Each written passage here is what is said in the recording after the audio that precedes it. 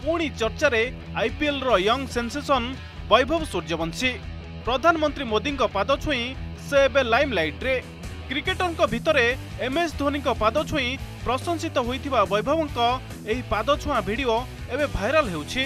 तांको संस्कार को नहीं एबे सबुठी चर्चा। शुक्रवार प्रधानमंत्री नरेंद्र मोदी 2 दिनिया पाटना गस्त सारी फेरिया बेले राजस्थान रॉयल्स रो बैटर वैभव सूर्यवंशी को भेटिथिले। प्रथम देखारे मोदी मन जिणिथिले वैभव। काल विलंब न करी से प्रधानमंत्री नरेंद्र मोदी पाद छुई आशीर्वाद नैथिले। मोदी मध्य तांको पिठी थापुड़ाई देइथिले। वैभवंक सह तांको बापा माँ भी उपस्थित थिले। प्राय 10 मिनिट पर्यंत प्रधानमंत्री वैभवंक परिवार सह बिताइथिले।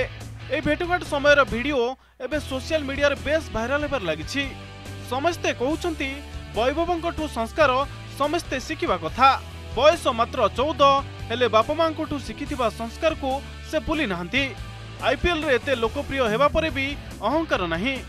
एपटे वैभवंक बापा माँ मध्य मने मने पुओ को धन्यवाद देउथिबे, कारण पुओ पई से देशर प्रधानमंत्री सह भेट होबा और कथबार्तार सुजोग पाइछंती।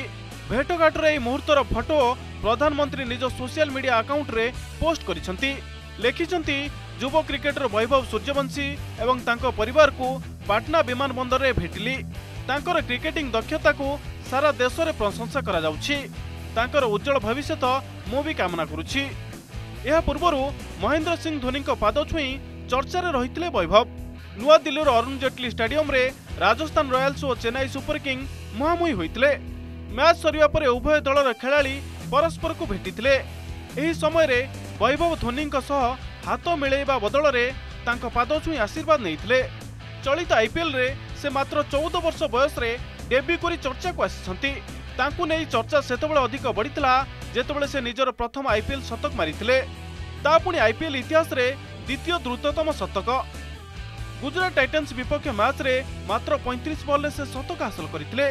आईपीएल रे दमदार प्रदर्शन पई तांकर चयन इंग्लैंड टूर पई भारतीय अंडर 19 दल रे होईछि।